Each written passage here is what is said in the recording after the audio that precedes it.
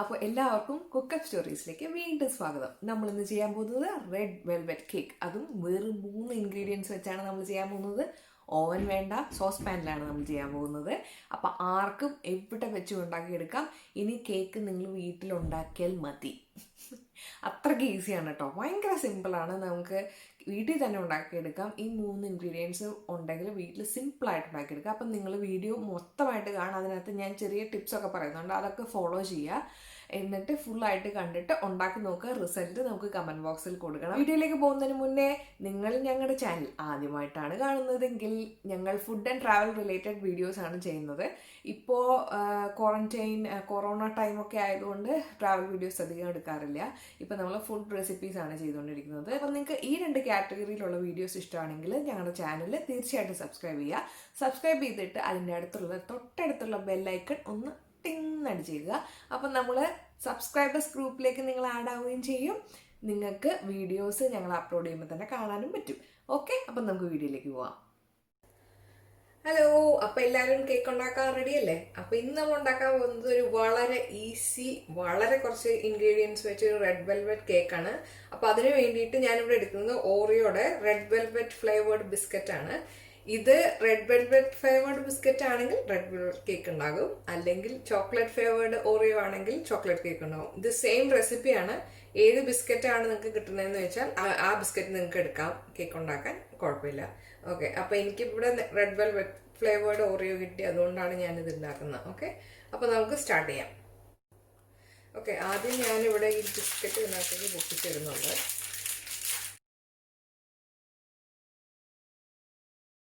ഇനി നമുക്ക് ചെയ്യേണ്ടത് ഈ ബിസ്ക്കറ്റിന്റെ ക്രീമും ആ ബിസ്ക്കറ്റ് പാർട്ടും കൂടെ വേറെ വേറെയാക്കി എടുക്കണം. അതിനൊരു സ്പൂൺ എന്തെങ്കിലും എടുത്തിട്ട് ഈ ക്രീം ഈ ബൗളിലേക്ക് നമുക്ക് സെപ്പറേറ്റ് ചെയ്തിടാം. ഓക്കെ, അപ്പം നമുക്ക് ക്രീം സെപ്പറേറ്റ് ചെയ്യാം.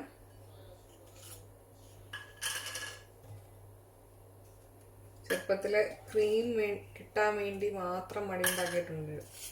എല്ലാവരും അങ്ങനെ ചെയ്തിട്ടുണ്ടാവുമെന്ന് ഞാൻ വിചാരിക്കുന്നു.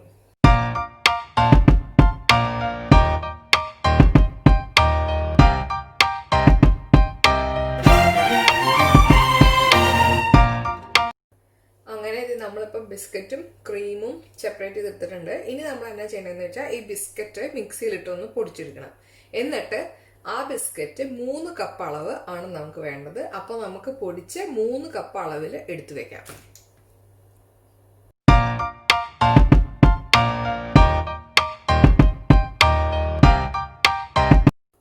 ഞാൻ പറഞ്ഞു 3 കപ്പാണ് വേണ്ടതെന്ന് പറഞ്ഞപ്പോൾ ഞാൻ മെഷറിംഗ് കപ്പ് എടുത്തിട്ടുണ്ട്.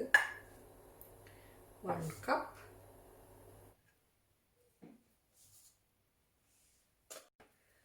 അപ്പം നമ്മൾ ബിസ്ക്കറ്റ് പൊടിച്ചിട്ട് 3 കപ്പ് ആ പൊടി എടുത്തിട്ടുണ്ട്. ഞാൻ ഏകദേശം 46 ബിസ്ക്കറ്റ് എടുത്തിട്ടുണ്ട് കേട്ടോ. എല്ലാ സ്ഥലത്ത് സൈസ് വ്യത്യാസം വരും. അപ്പം നിങ്ങൾ ഒരു പണി ചെയ്യണം, അതായത് ബിസ്ക്കറ്റ് പൊടിച്ചിട്ട് 3 കപ്പ് വരാൻ പാകത്തിന് ബിസ്ക്കറ്റിന്റെ പൗഡർ എടുക്കുക. അതാണ് കണക്ക്. അതപ്പോൾ ഓരോ സ്റ്റോറി കിട്ടുന്നത് തന്നെ വ്യത്യാസം ഉണ്ടാവും. ഇനി നമ്മൾ ഇതിനകത്തേക്ക് ആഡ് ചെയ്യാൻ പോകുന്നത് ഒരു 2.25 teaspoon baking powder. Okay, baking പൗഡറാണ്, ബേക്കിംഗ് സോഡ എല്ലാം മാറിപ്പോകരുത്. ബേക്കിംഗ് സോഡയ്ക്ക് ഒരുതരം കുത്തു വരും 2.25 ടീസ്പൂണൊക്കെ ആഡ് ചെയ്താൽ. അപ്പം അത് നിങ്ങൾ ശ്രദ്ധിച്ച് വേണം ആഡ് ചെയ്യാൻ. ബേക്കിംഗ് പൗഡർ തന്നെ ആഡ് ചെയ്യുക. ഓക്കെ, അപ്പം നമ്മൾ 2.25 ടീസ്പൂൺ ബേക്കിംഗ് പൗഡർ ആഡ് ചെയ്തിട്ടുണ്ട്. ടീസ്പൂൺ ആണ്, ടേബിൾ സ്പൂൺ അല്ല. മാറിപ്പോകരുത്. ബേക്കിംഗ് പൗഡറിനും ബേക്കിംഗ് സോഡയ്ക്കും അളവ് മാറിപ്പോയി കഴിഞ്ഞാൽ കേക്കിന് ഒരുമാതിരി കയ്പും ചവർപ്പും ഒക്കെ വരും. അപ്പം നിങ്ങൾ സൂക്ഷിച്ച് വേണം ആഡ് ചെയ്യാൻ. ഇനി നമുക്ക് ഇതൊന്ന് ജസ്റ്റ് ഒന്ന് മിക്സ് ചെയ്ത് കൊടുക്കാം. ജസ്റ്റ് ഒന്ന് മിക്സ് ആവാൻ പാകത്തിന് ഒരു വിസ്ക് വെച്ച് പതുക്കെ ഒന്ന് മിക്സ് ആക്കി കൊടുക്കുക. ജസ്റ്റ് എല്ലായിടത്തും ഒന്ന് ബ്ലെൻഡായി കിട്ടാൻ വേണ്ടിയിട്ടാണ് കേട്ടോ. അപ്പോൾ ഇത് നന്നായിട്ട് ബേക്കിംഗ് പൗഡറും ബിസ്ക്കറ്റിൻ്റെ പൗഡറും കൂടെ നന്നായിട്ട് മിക്സ് ആയിട്ടുണ്ട്. ഇനി ഇതിലേക്ക് നമുക്ക് പാലൊഴിക്കാം. ഇത് 1.5 കപ്പ് റൂം ടെമ്പറേച്ചർ മിൽക്കാണ്. അപ്പം അത് അതിലേക്ക് ആഡ് ചെയ്ത് കൊടുക്കാം.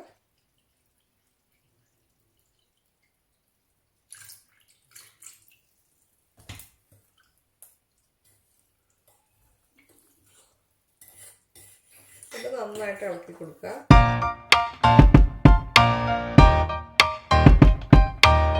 അപ്പം ഇതിന് മധുരം അധികം ഉണ്ടാവില്ല, കാരണം നമ്മൾ ബിസ്ക്കറ്റ് മാത്രമല്ലേ ആഡ് ചെയ്തിട്ടുള്ളൂ. അപ്പം എന്ത് ചെയ്യണം എന്ന് വെച്ചാൽ ഞാൻ ഇവിടെ ക്രീം ബിസ്ക്കറ്റ് എടുത്ത് വെച്ചിട്ടില്ലേ, അതിനകത്തേക്ക് ഒരു table spoon, 1 to 1.5 table spoon, അതൊന്ന് അലിയാൻ പാകത്തിന്.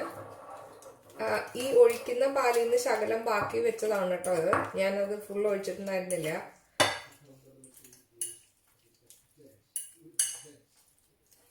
ജസ്റ്റ് ഒന്ന് അലിയിച്ചു കൊടുക്കുക ആണ്. അത് നമുക്ക് മൈക്രോവേവിൽ ജസ്റ്റ് ഒരു 20 സെക്കൻഡ് വെച്ചൊന്ന് അലിയിച്ചെടുക്കാം. മൈക്രോവേവ് ഇല്ലെങ്കിൽ നിങ്ങൾ സ്റ്റവിൻ്റെ പുറത്ത് വെച്ച് ജസ്റ്റ് ഒന്ന് അലിയിച്ചെടുത്താൽ മതി, പെട്ടെന്ന് അലിഞ്ഞ് കിട്ടും. ഓക്കെ, ഇതേ കണ്ടോ, നമ്മൾ 20 സെക്കൻഡ് മൈക്രോവേവ് ചെയ്തതാണ്. ജസ്റ്റ് ഒന്ന് മൈക്രോവേവ് ചെയ്തോളൂ, അപ്പോഴത്തേക്ക് നന്നായിട്ട് അരിഞ്ഞു വന്നിട്ടുണ്ട്. ക്രീം ഫുള്ളായിട്ട് നന്നായിട്ട് അരിഞ്ഞു വന്നിട്ടുണ്ട്. ഇനി നമുക്ക് ഇത് നമ്മുടെ ഈ കേക്ക് ബാറ്ററിലേക്ക് ആഡ് ചെയ്ത് നോക്കാം. അപ്പോഴാണ് ഇതിൻ്റെ കറക്റ്റ് മധുരം വരത്തുള്ളൂ.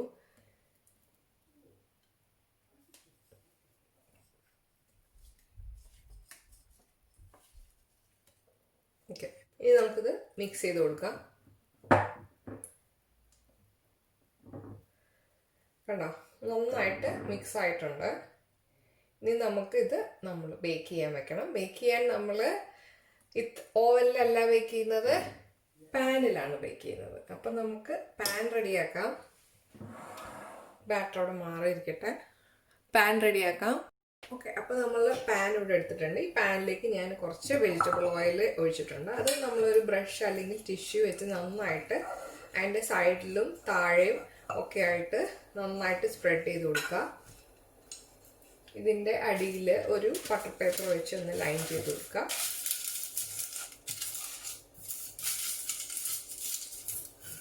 ഓക്കെ, അപ്പോൾ ലൈൻ ചെയ്തിട്ടുണ്ട്. ഇനി നമ്മുടെ കേക്ക് ബാറ്റർ ഇതിനകത്തേക്ക് ഒഴിച്ചു കൊടുക്കുക.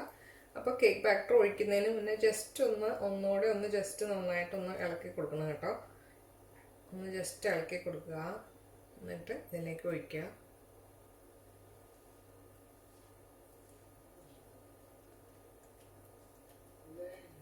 ഓക്കെ, നമ്മളങ്ങനെ ഒഴിച്ചു കൊടുത്തു. ഇനി നമുക്കിത് ബേക്ക് ചെയ്യാൻ വെക്കാം. ബേക്ക് ചെയ്യാൻ വെക്കുന്നത് നമ്മുടെ സ്വന്തം സ്റ്റൗ ടോപ്പിലാണ് നമ്മൾ വെക്കുന്നത്. അതെങ്ങനെ വെക്കുന്നത് നമുക്ക് നോക്കാം. ഓക്കെ, അപ്പോൾ നമ്മൾ സ്റ്റൗ ടോപ്പ് ഏറ്റവും തീ കുറച്ച് ഏറ്റവും സിമ്മിലിടുക, ഏറ്റവും താഴത്തുള്ള ഹീറ്റിലിടുക. എന്നിട്ട് അതിൻ്റെ മുകളിൽ ഇതുപോലൊരു പരന്ന തവ വെക്കുക. തവ വെച്ചതിന് ശേഷം നമ്മൾ റെഡിയാക്കിയ കേക്ക് ബാറ്റർ ഉള്ള പാനില്ലേ അത് വെക്കുക, മൂടി വെക്കുക. എന്നിട്ട് ഒരു 40 തൊട്ട് 50 മിനിറ്റ് വരെ ഇത് കുക്കാവുന്ന വരെ കുക്ക് ചെയ്യുക. അപ്പം ഇതിൻ്റെ ഈ ഓട്ടകളൊക്കെ ഇല്ലേ, അതൊക്കെ ജസ്റ്റ് ഒരു ടിഷ്യൂ പേപ്പർ വെച്ച് ഒന്ന് അടച്ചു കൊടുക്കണം, അല്ലെങ്കിൽ അതിൻ്റെ കറക്റ്റ് ബേക്കിംഗ് വരത്തില്ല. അപ്പം ഞാനതൊന്ന് അടച്ചു കൊടുത്തിട്ട് നിങ്ങളെ കാണിച്ചു തരാം. ഓക്കെ, അപ്പം ഞാൻ ആ 2 ഹോൾസ് അടച്ചിട്ടുണ്ട്. ഇനി നമുക്ക് ഇത് വെച്ചിട്ട് ഒരു 40 to 50 മിനിറ്റ്സ്. അപ്പം നിങ്ങൾ ടൂത്ത് പിക്ക് വെച്ച് പ്രിക്ക് ചെയ്ത് നോക്കുക. അപ്പോൾ ക്ലീൻ ആയിട്ട് വരുന്നവരെ ആണ് അതിൻ്റെ ബേക്കിംഗ് ടൈം. അത് നമുക്കറിയാമല്ലോ, ഞാൻ കാണിച്ചു തരാം അറ്റ് ദി എൻഡ്. അപ്പം നമുക്ക് അതുവരെ വെയിറ്റ് ചെയ്യാം. ഇപ്പം ഇതേ 50 മിനിറ്റ് ആയിട്ടാ. അപ്പം ഞാൻ ലിഡൊന്ന് മാറ്റിയിട്ട് ഒന്നോടെ സ്ക്യൂർ വെച്ചൊന്ന് കുത്തി നോക്കാം. ഒരു മിനിറ്റ്, നമുക്ക് സ്ക്യൂർ വെച്ചിട്ടൊന്ന് കുത്തി നോക്കാം. അതിൻ്റെ സെൻറ്ററിൽ തന്നെ നോക്കണം കേട്ടോ.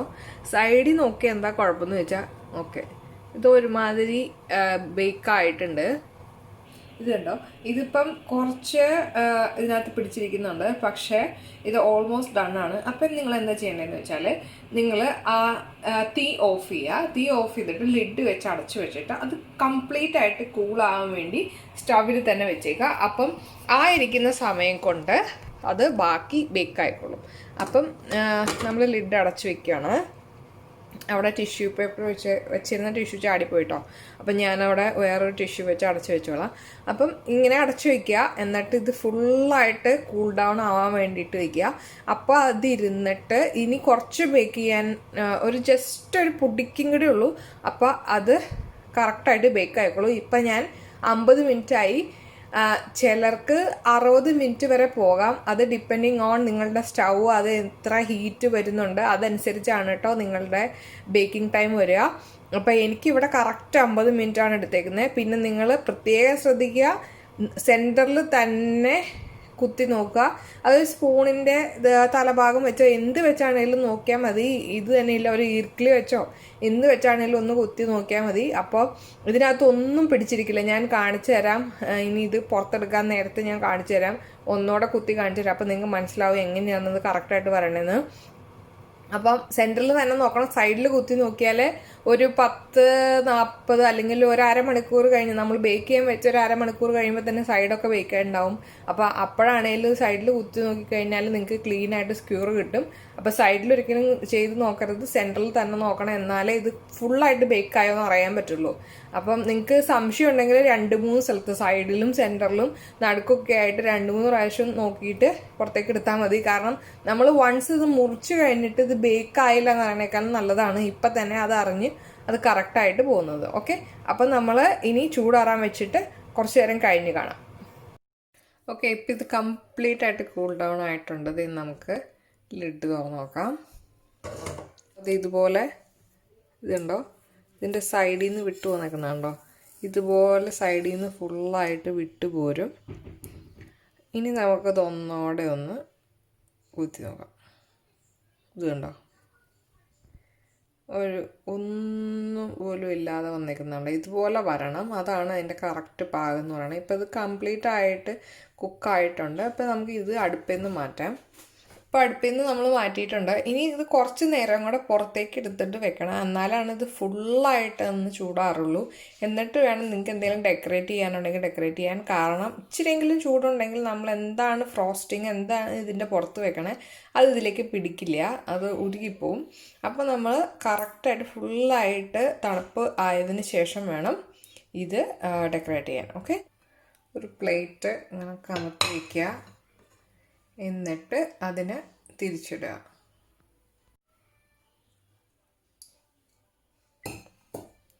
ഇതാണ് നമ്മുടെ കേക്കിൻ്റെ അടിഭാഗം. നമ്മൾ വെച്ച പേപ്പറാണിത്. നമുക്ക് പേപ്പർ മാറ്റാം.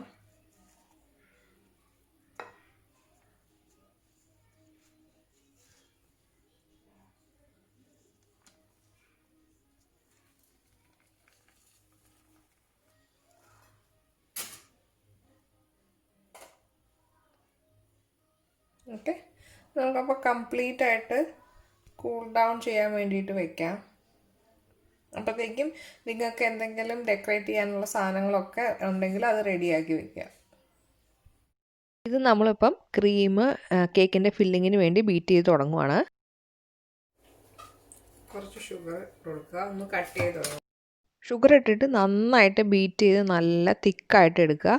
ഇപ്പോൾ ദേ ക്രീം റെഡി ആയിട്ടുണ്ട്. അപ്പോൾ നമ്മുടെ കേക്ക് അങ്ങനെ ഫുള്ളായിട്ട് റൂം ടെമ്പറേച്ചറിലായിട്ടുണ്ട്. ഇനി നമുക്ക് ഇതിനെ ഒന്ന് രണ്ടാക്കണം, എന്നിട്ട് വേണം നമുക്ക് ഇതിൻ്റെ ഫില്ലിങ് ചെയ്യാൻ വേണ്ടിയിട്ട്. അതിന് വേണ്ടിയിട്ട് ഞാനിവിടെ ഒരു നൈഫ് എടുത്തിട്ടുണ്ട്. സാധാരണ ഇങ്ങനെ വെട്ടുള്ള നൈഫ് വെച്ച് ചെയ്യുമ്പോഴാണ് ഇത് കറക്റ്റായിട്ട് മുറിഞ്ഞിട്ടുള്ളൂ. അത് ബ്രെഡ് മുറിക്കുന്ന നൈഫാണ്, സിയറേറ്റഡ് നൈഫ് എന്ന് പറയും. അപ്പോൾ അത് വെച്ച് മുറിച്ചാലാണ് ഇതിന് കറക്റ്റായിട്ട് കിട്ടത്തുള്ളൂ, അല്ലെങ്കിൽ ഇത് അങ്ങോട്ടും ഇങ്ങോട്ടുമൊക്കെ പോവും. പിന്നെ നിങ്ങൾക്ക് ഇങ്ങനെ ഒരു ടേൺ ടേബിൾ, അതായത് ഇങ്ങനെ കറക്കാൻ പറ്റുന്ന ഒരു ടേബിൾ ഉണ്ടെങ്കിൽ അത്രയും നല്ലത്. ഇതൊന്നും വേണമെന്നില്ല, ഇത് സാധാരണ കത്തി കൊണ്ട് വീട്ടിൽ തന്നെ മുറിച്ചെടുക്കാം കേട്ടോ. ഇത് ഞാൻ കറക്റ്റായിട്ട് കിട്ടാൻ വേണ്ടിയിട്ട് ഇത് ജസ്റ്റ് ഇത് വെച്ച് ചെയ്യുന്നു മാത്രമേ ഉള്ളൂ. അപ്പോൾ നമുക്കിതൊന്ന് രണ്ടായിട്ട് മുറിക്കാം. ഇതും ഈ ഫില്ലിങ്ങും ചെയ്യണമെന്നില്ല, ഇത് ജസ്റ്റ് മുറിച്ച് നിങ്ങൾക്ക് കേക്കായിട്ട് കഴിക്കാവുന്നേ ഉള്ളൂ കേട്ടോ. ഇത്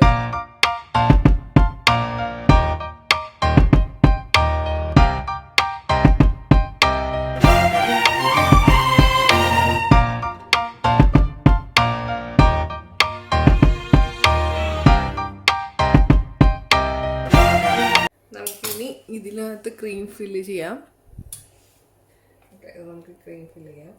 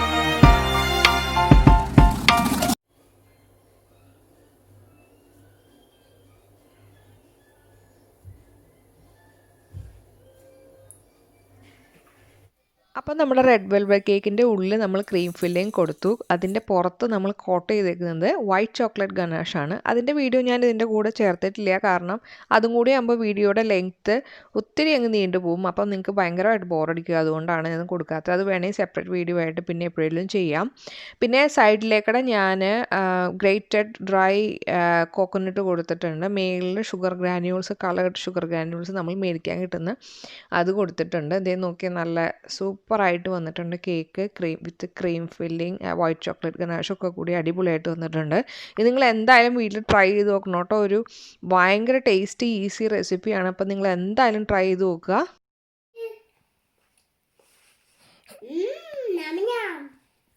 അപ്പോൾ ഇപ്പം എങ്ങനെയുണ്ട്? ഞാൻ പറഞ്ഞില്ലേ ഇത് ഭയങ്കര സിമ്പിളാണ്. ചുമ്മാ സംഭവങ്ങളെല്ലാം എടുക്കുക, കൂട്ടിച്ചേർക്കുക, സോസ് പാനിൽ ഒഴിക്കുക, കേക്ക് റെഡി.